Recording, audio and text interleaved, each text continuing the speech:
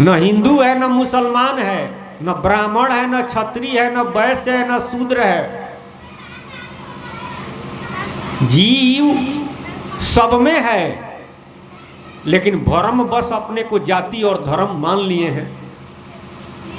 तो अध्यात्म में जीव को कहते हैं पुरुष, और अर्थ माने धन। जीव का धन क्या है?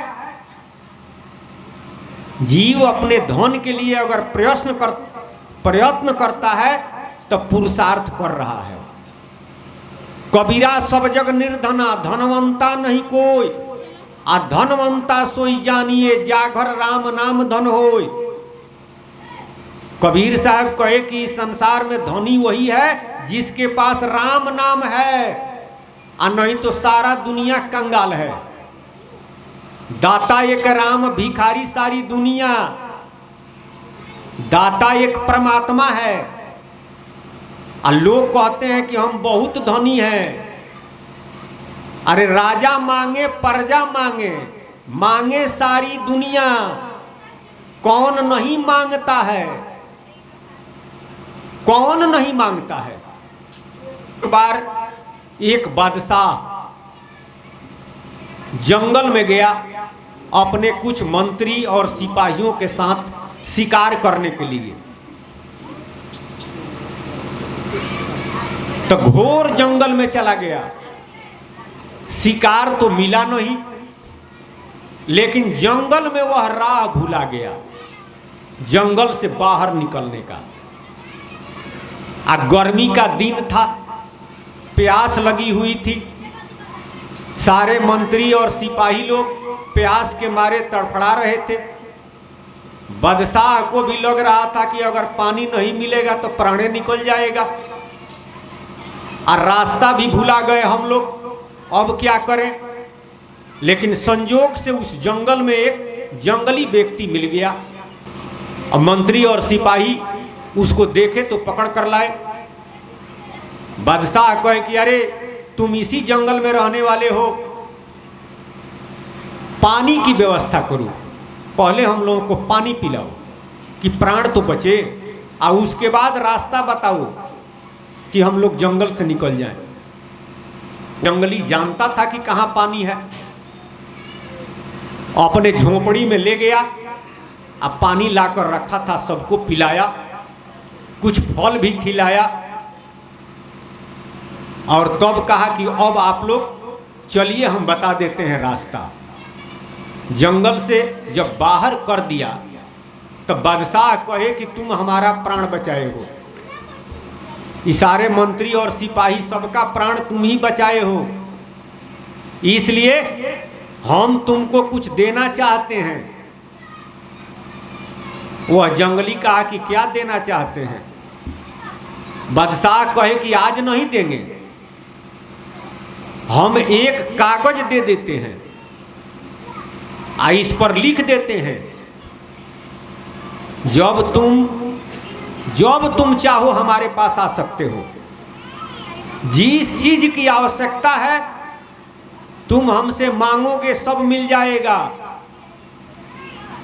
उस कागज पर वह बादशाह अपना नाम पता सब लिख दिया, और नीचे लिख दिया कि इस पत्रवाहक को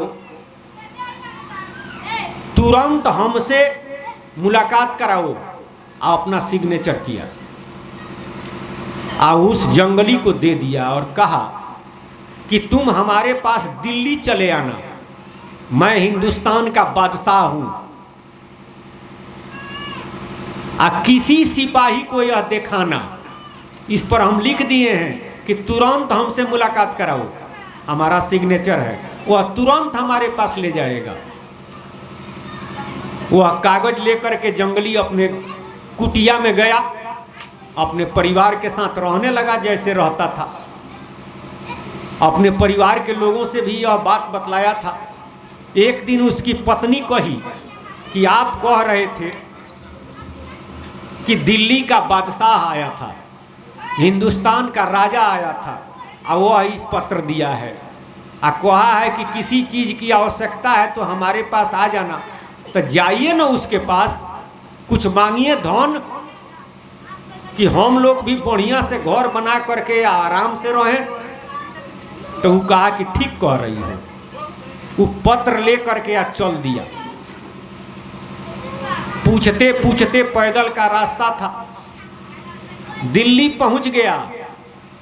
तब लोगों से पूछा कि बादशाह कहाँ रहते हैं। तो लोग कहे कि चले जाओ वहाँ फलाना जगह उनका दरबार है, महल है। महल के नज़दीक गया तो एक सिपाही मिला। तो उस सिपाही को चिट्ठी दिया। तो चिट्ठी में लिखा हुआ था, बादशाह लिखे हुए थे कि तुरंत हमसे मुलाकात कराओ, और सिग्नेचर था बादशाह का। वह सिपाही तुरंत लेकर गया, लेकिन संजोग से जुम्मा का दिन था, शुक्रवार था और नमाज का समय था। बादशाह नमाज अदा कर रहे थे। तो सिपाही लेकर गए, लेकिन देखे कि बादशाह नमाज पढ़ रहे हैं। तो उस व्यक्ति को, उस जंगली को खड़ा कर दिए और कहे कि यहीं पर रहो, जब बादशाह नमाज पढ़ लेते हैं तब उनसे मिल लेना। वह व्यक्ति खड़ा होकर के देख रहा है। कुछ देर के बाद बादशाह जब नमाज अदा कर लिए तब देखते हैं कि एक व्यक्ति खड़ा है।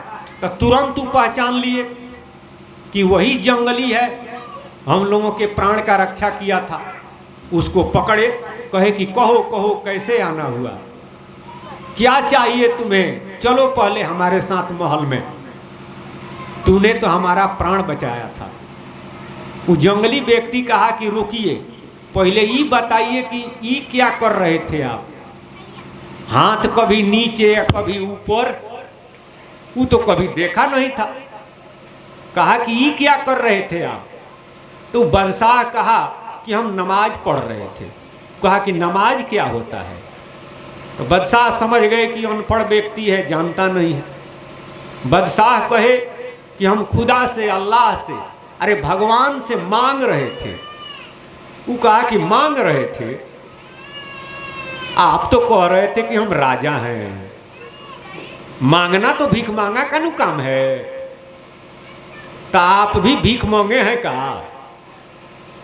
अब राजा समझाने लगे कि अरे हम बादशाह हैं, हम भगवान से मांग रहे थे, दुनिया के लोग से ना। वो कहा कि ना ना हम समझ गए, अरे भगवान से मांगिए चाहे दुनिया के लोग से मांगिए, भीख मांगे का नु काम है भीख मांगना, इसलिए आप भी भीख मांगे हैं। तो हम मांगने आए हैं आपसे, तो ये भीख मांगा से हम मांगे, हमको कुछ नहीं चाहिए आपसे, आप का दीजिएगा। कितना हूं बादशाह समझाए, लेकिन वो नहीं समझा। कहा कि हम चलते हैं, जिस तरह से आप मांग रहे थे उस तरह से हम नहीं मांग लेंगे। चला गया। तो कहने का मतलब है कि सारा दुनिया के लोग भीख मांगा है। दाता एक परमात्मा है, देने वाले एक राम जी हैं, लेकिन राम जी पर विश्वास हो जाए तो निश्चित रूप से वो देंगे, इस प्रारब्ध को भी मिटा देंगे। लेकिन कब, जब पुरुषार्थ करेंगे तब इस प्रारब्ध को पुरुषार्थ से मिटाया जा सकता है। पुरुषार्थ को करो सदा नर कर्म, कर्म क्या गावे। आ कौन ऐसी वस्तु है जो पुरुषार्थ से नहीं पावे। तो दूसरी बात है पुरुषार्थ की, सुमिरन करूं मन मार, मन को बस में करके, मन को मार करके राम नाम का सुमिरन करते हैं तो आप पुरुषार्थ कर रहे हैं। अब बिनु पुरुषार्थ राम न मिली है, संतन कहत पुकार। बिना पुरुषार्थ, बिना सुमिरन किए राम जी मिलेंगे नहीं। और जब तक राम जी नहीं मिलेंगे तब तक जीवन की सार्थकता नहीं है, जीव की जलनी नहीं जाएगी, हमारा जीवन सार्थक नहीं होगा। परमात्मा ने कृपा करके इसी उद्देश्य हेतु यह शरीर दिया है, लेकिन इस उद्देश्य की अगर पूर्ति नहीं होती है तो बहुत दुख भोगना पड़ेगा। चिंता चिंतन चाह नाम के चितवो बारंबार, यही सुमिरन है। प्रभु के नाम का चिंता करना, चिंतन करना, चितवन करना, उसी में सूरत करना, आपका काम बाधित नहीं होगा। काम भी आप करेंगे, आप प्रभु का नाम भी आप लेंगे, खाली तरीका जानिए। उदाहरण के लिए मान लिया जाए कि हमारा भाई, हमारा लड़का, चाहे हमारा कोई प्रिय व्यक्ति विदेश में है और हम घर हैं। विदेश में रहने वाला हमारा प्रिय व्यक्ति बीमार है, हमको पता लग गया कि वह काफ़ी बीमार है, तो हम घर हैं उसके पास जा नहीं रहे हैं, लेकिन हमारी अब चिंता लग गई। घर भोजन भी कर रहे हैं, काम भी कर रहे हैं, खेती भी करते हैं, लेकिन हमारा ख्याल कहाँ है? लड़िकवा में, वो भाई में, जो भी हो उसी का चिंतन हो रहा है।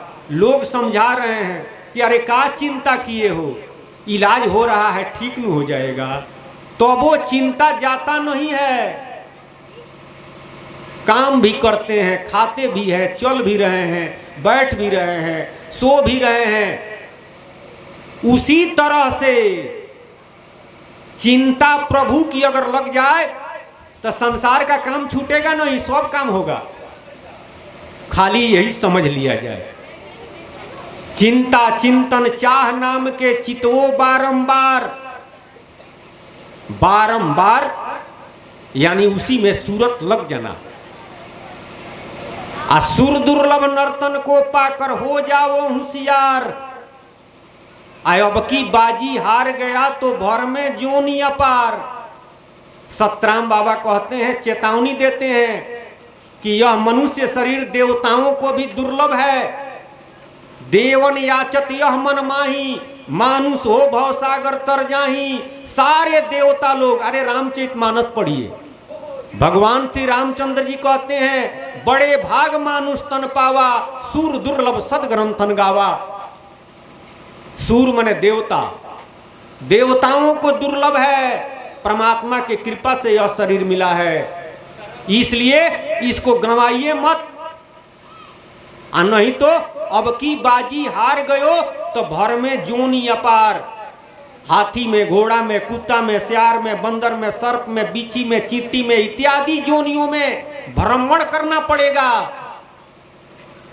इसलिए आइल बा अजोरिया बना लो, अनहरिया में ना बनी। मनुष्य शरीर अजोरिया है, और जिस दिन यह शरीर छूट जाएगा, जब कुकुर जोनी में जाएंगे, कुत्ता में, सियार में, बंदर में, सर्प में, बिच्छी में, अनहरिया में चले गए, नहीं बनेगा, विपत भोगिए। जन जगदी से तीव्रतम जल्द लेहु भव पार।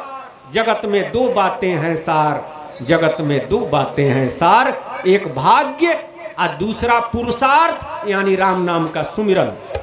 तो भाग पर विश्वास कीजिए, राम जी के नाम का सुमिरन कीजिए, संसार का भी काम कीजिए, संसार का काम छूटेगा नहीं। कर से कर्म करो विधि नाना, सूरत रखो जहाँ कृपा निदाना। सब करते हुए खेती गृहस्थी नौकरी बिजनेस परिवार में रहते हुए आप परमात्मा को प्राप्त कर सकते हैं। बोलिए सतगुरु महाराज की जय जय जय, सतराम बाबा की जय जय जय।